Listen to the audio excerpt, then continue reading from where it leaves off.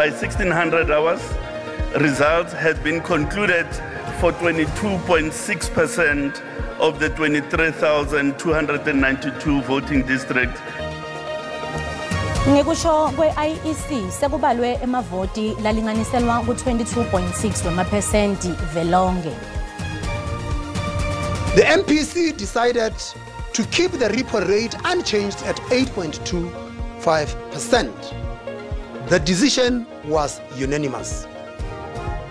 Likomiti lenqubomgomo yetimali telibhange ngodla lithi imalimboleko ime ku-8.4 percentage point bese kuthi lekubolekiswa ngemabhange ime ku-11.25 wemaphesenti.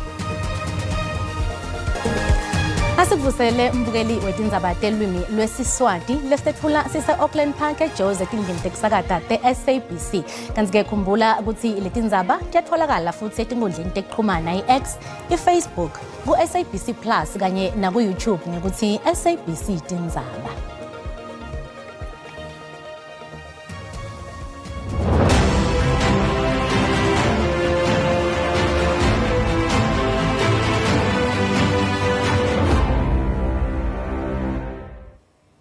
Asasiphumele eKZN eThekwini lapho kunenzatheli ye-SABC Ayanda Mhlongo esikhungweni sesifundza sekubalwa kwemiphumela yelikhetho lwalonyaka.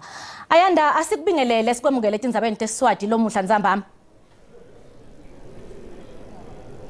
Ngibingelele Rebecca, ngibingelele nakubabukela emakhaya.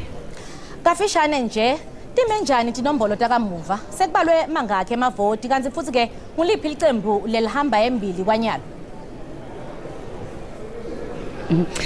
Cishe Rebecca okwamanje nje mangibuka nesikhathi angaphezulu kuka 20% amavoti asethe abalwa la esifundazweni saKwaZulu Natal ngokusho ke kwe-IEC emini nje namhlanje ngabo 12 bekane stage ezo 98 endaweni ezahlukahlukene la esifundazweni nabe besaqhubeka nokubala i-IEC ibibeke ukuthi ke mhlambe ngabo 2 ntambama zonke iziteshi zobe seyiqedile ukubala bese kulindele ukuthi lo mphumela ke bisidluliselwa ku-IEC ukuze ikwazi ukuthi ifakwe kwi-system yabo.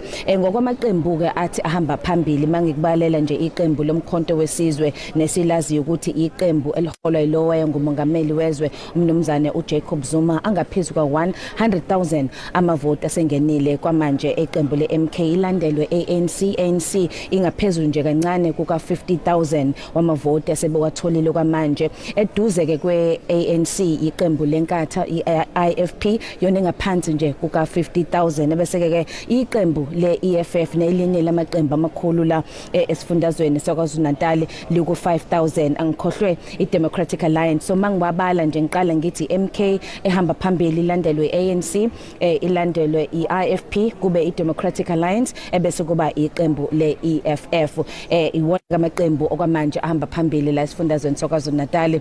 Ngithema ngibuka nje abaholi bamaqembu ezepolitiki kulamaqembu awu33 angenele ukhetho kulesifundazwe siyabona ukuthi cha amaningi babo masikhuluma nabaholi babo bakhombisa ungajabuli ngalemphumela ekhona amaqembu aZukwaZulu Natal siyazi ukuthi asebenze kakhulukazi amaqembu amakhulu iANC IFP iDN EFF benamathemba amakhulu ukuthi ke bazokwazi ukuthi bakhulise noma bengeze ukwesekwa kwabo kulesifundazwe kodwa ke basibuka imphumela okwamanje lesingenile abathokozile neze ngalemphumela. Rebecca Ayanda sibonge kakhulu isikhathi sakho. Kanti-ke mbukeli kuchubeka nekubuka tinkomba tekubalwa kwetinombolo telikhetho kwaZulu Natal silanza Simphiwe Makhaya lokanekise Olundi. Makhaya asikwamukele etindzabeni tesiswati kule Nzambama. Ngibonge kuwena mlingane bese ngibingelele kumlaleli weindaba ngalesi sikhathi. Silapha ke edolobheni laSolundi okuyindawo engaphansi ke ku district ebizwa ngokuthi ke iZululand. Lapha ke sike saba nesithutshana lokuthi sixoxe nalabo abajutshwe iIEC ukuba ke babheke umsebenzi okubalwa kwamavoti ke ezikhungweni ezahlukene lapha endaweni yaseZululand.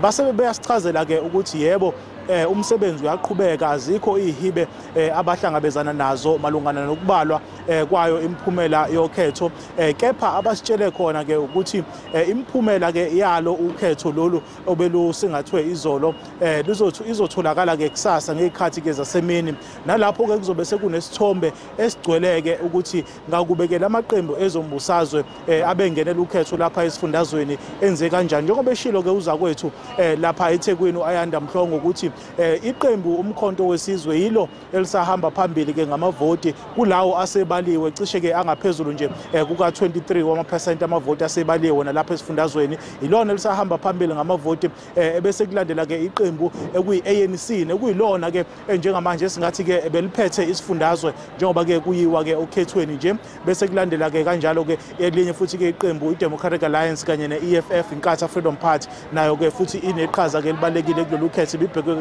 kakhulu kepha singakubalula nje ukuthi uma sikhuluma nezakhamuzi zalapha kule ndawo yaseZululand zikhononda ngezinto ecishe ifane ke nezinye indawo ekhona eNingizimu Afrika bathi ke baye kulolu khetho ngoba befuna ukubona intuthuko endaweni abahlala kuyona baye kulolu khetho ngoba befuna ukuthola imigwaqo ephephile kanjalo namanzi nokuhlinzekwa ngamanzi esingathi ke asezingeni lokuthi ke asetshenziswe ke abantu kanjalo ke namathuba omsebenzi ke entsha sikhuluma nawe nje lapha edolobheni kuyaphithizela kepha izolo ngesikhathi ke kuqhutshwa umsebenzi wokuvota besingathi ke bekumatasa kakhulu manje isimo sesithanda ke ukubuyela kwesejwayelekile uma ngabe sikhuluma ke nazo zakhamuza lapha zithi ke nazo sezilindele ke imiphumela yalo ukhetho ukuthi ke ikhishwe iIEC.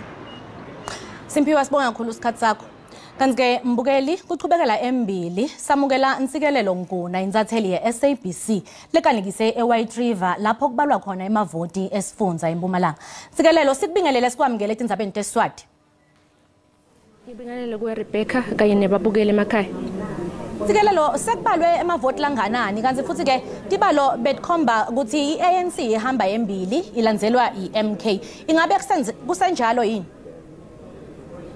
Yebo Rebecca kusesenjalo iANC isesetulu laphayana esicongweni over 100,000 emavoti lasekabaliwe ilandzelwe ngayo iMK le ingenhla kwa 36,000 and then emva kwayo kulandzela yona iEFF le ku number 3 kanti ku number 4 laphayana sinayo ke VF plus lengakusho ke ukuthi emavoti nyalo lesekabaliwe it's over 25% lesekabaliwe emavoti kanti ke it's over 200,000 valid votes lesekabaliwe Rebecca. Nsikelelo asibonge kakhulu isikhathi sakho. Ngikusho kwe-IEC sekubalwe emavoti lalinganiselwa ku 22.6 wemaphesenti velonke. Ngensimbi yesine sifundza lebesihamba embili ngekubala bekusifundza senyakatfo Kapa ngemaphesenti langu 63 ngekusho kwesikhulu lesetulu se-IEC Sayima Mabolo. 1600 hours results had been concluded for 22.6% of the 23,292 voting districts.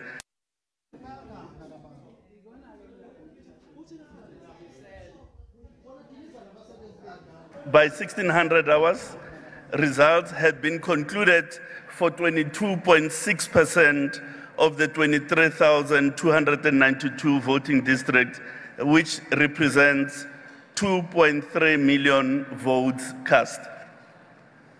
As a result is considered complete only when a result slip has been scanned into an image, captured onto the result system, audited by independent auditors, and has gone through the automated results exception parameters.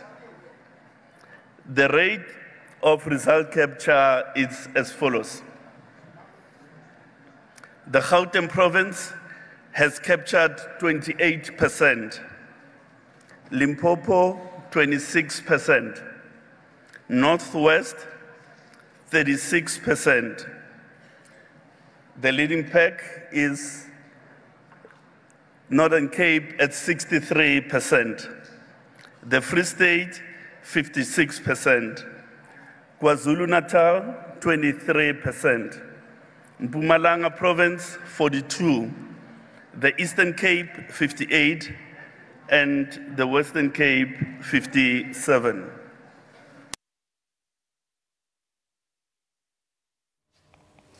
Likomiti lenqubomgomo yetimali telibhange ngodla lithi imali mboleko ime ku 8.4 percentage point bese kuthi lekubolekiswa ngemabhange ime ku 11.25 wemaphesenti.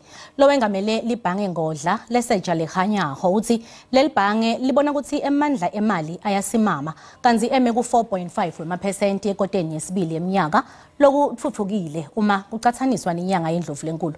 Khanyaho wengete ukuthi leli bhange lisengakafiki ezingeni lelifanele lemandla emali. The MPC decided to keep the repo rate unchanged at 8.25%. The decision was unanimous. The forecast continues to see policy normalization with rates easing into more neutral territory by next year. As before, the rate path from the quarterly projection model remains a broad policy guide changing from meeting to meeting. Decisions of the committee will continue to be data dependent and sensitive to the balance of risks to the outlook. The MPC remains committed to stabilizing inflation at the midpoint of the target band. Achieving this outcome will improve the economic outlook and reduce borrowing costs. Ngemuva kwelisuku tikiti tebantfu bakuleli baphume ngebunyendi bachitha ema-hour bafolele kuvota kuleti khongo tekuvota letingu 23,292 kuleli. Lolu khetfo selingene esimweni lesibucayi. I-ANC eGauteng inelithemba lokuthi itawuchubeka nekhola lesifundza njengobe kuvota sekuphotfuliwe kuleli. Kanti wonke muntfu ubukele inhlitiyo yaleli yetemnotfo. I-IEC eNtshonalanga Kapa ithi kunyuka kwezinga lebantfu labafuna kuvota kubomasipala labakhulu kube nemthelela lomubi. Yesterday was a very high activity thing, and we'll have to look at our own processes because it's unacceptable that so many people are waiting for so long in our queue. So as part of the IEC, we'll have to be very serious in our introspection and have difficult conversations to see how we can improve. Njengobe kuchubeka kubalwa kwemiphumela eMpumalanga Kapa, imiphumela yamavoti esifundza wona asacedzile kubalwa. Lesifundza besisekucala lesiphotfule kubalwa kwemiphumela. We had 2 in, I think in Makana, 2 in Matatiele, 4 in Makana, the Grahamstown, and about 53 in the Nguza area, in Flagstaff in particular. Those voting stations closed late because of what I've said. They were confronted with long queues just before closing time. Nyalo ke onke emehlo athenjo kuleti nombolo letisemabhodini. Sikubutile mbukeli ukuthi kulandzela kuvota kwayitolo kuleli ulindzele ukuthi ime njani imiphumela yalolu khetfo. Nguliphi licembu lelitawuphuma nesikhuni sivutha? Timphendvulo takho time kanje. Ngendlela enibona ngayo ngathi i-ANC isaqeqeza phambili. Ngathi izophumelela. Khongoloso nguyelo uphuma nesikhulu sivutha ubukelana mlaleli kungase kusukume ebantu abadzala ekhathekhaya kumoshakala njengoba into tiyalunga into engayisho yona ANC yiyo ezophuma phambili mara ngeke imtholo u50% izothola less noba leliphi iqembu eliwinileyo umnandi yalamkela andizothi makuwine eli lingawini eli elo liwinileyo di right ndalamkela noma leliphina. Mina ngisabona number 1 kuyi-ANC, number 2 DA, number 3 EFF, number 4 FF plus, number 5 MK okanye IFP. Msasaze siyabona amakhetho mina isifiso sami ngokuthi i-ANC iphume embusweni. So icembu lami engilivotele malingakawinanga inhliziyo yami izoba buhlungu kakhulu. Icembu litawuphumelela litawube nesikhulu sivutha. Ngibona i-ANC, icembu le-ANC. Iqembu le-MK umkhonto wesizwe ilona qembu elizonqoba kuleli ukhetho ilona qembu elizophatha. Lona ngumbono wembukeli. I-SABC ngeke yetfeswe ukuthi iphendulela ngawo. Kanti ke mbukeli sayojika ititolo siyabuya na Dotinzaba.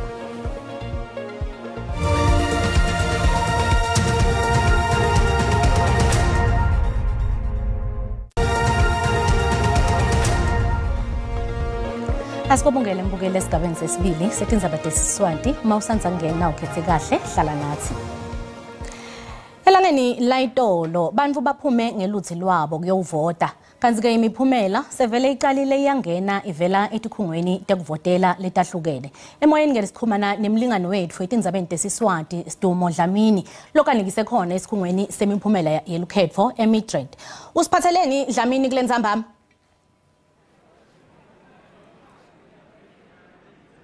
Sibonga kakhulu ke eJozi kanike nebakithi silana khona eMidrand lapho khona sikhona esikhungweni semphumela yelukhetho lapho khona sitabe sikhulumisana noDr Jabu Mthweni lesingasho ukuthi usebenta ngaphansi kweCSIR lekusikhungo lesentete licwaningo. Mthweni sibuyela sikwamukele endzabeni tesiswati.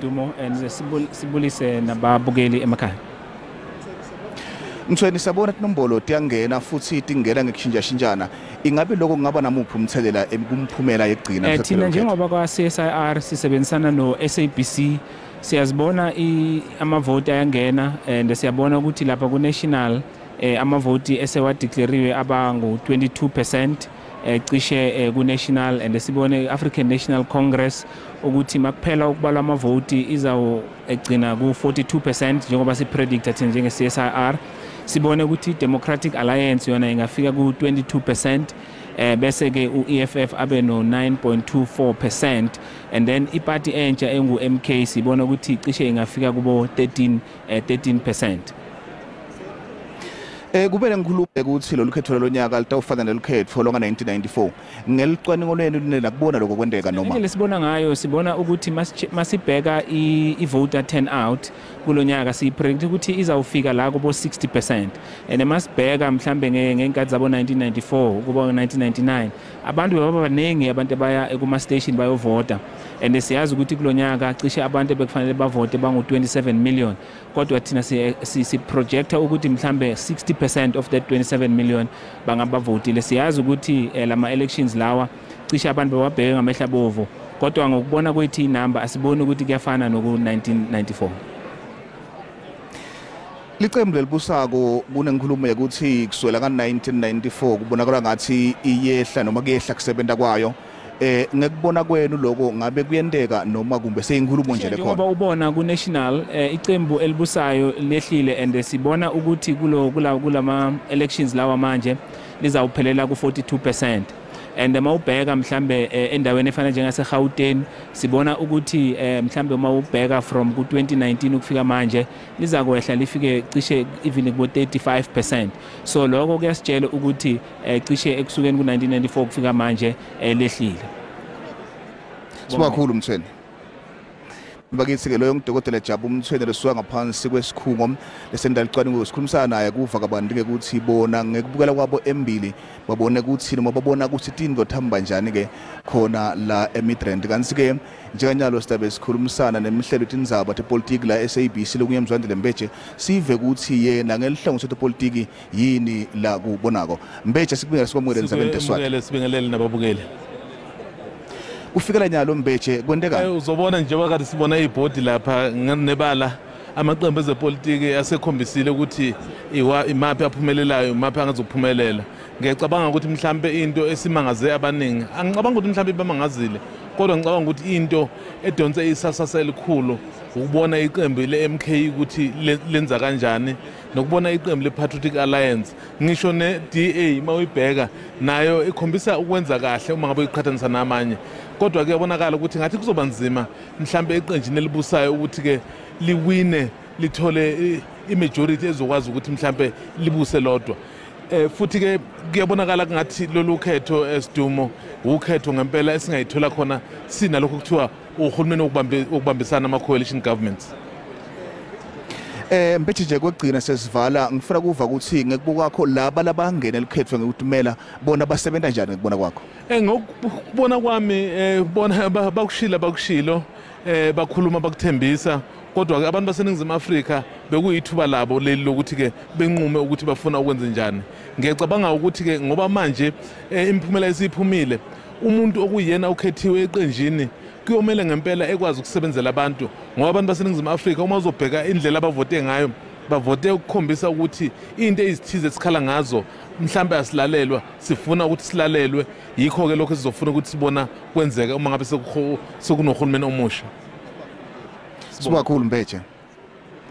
Nina bakithi loyo ke ngumzwandile Mbeje lo ngumhlelo wendaba yepolitiki sikhulumisana naye ngalokwenteka la eMidrand lapho khona kukhishwa khona imphumela lokhetho leminyaka lesikuwo. Sisensambo sibisele emuva kini eJozi. Asibonge kakhulu Dlamini. Asibonge kakhulu ke lapha kuDlamini lo se Rock eMidrand lapho kubalwa khona emavoti elikhetho layitolo. Kanti ke mbukeli nasivakashela imakethe etimali sithola ukuthi lirandi lehlile nalicathaniswa netimali takulamanye amazwe.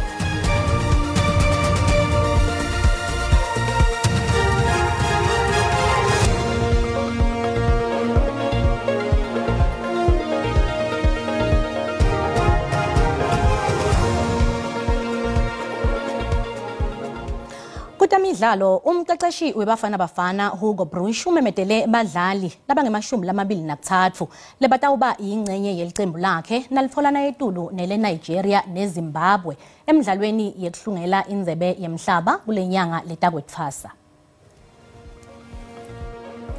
Kanti-ke mbukeli tiyagoca atalomuhla asiphindze sihlangane futhi ngolwesibili endzaweni lefanako nesikhathi lesifanako. Ungakhohlwa kusasa bakhona abalingani bethu belulwimi lesindebele. Nisale kahle.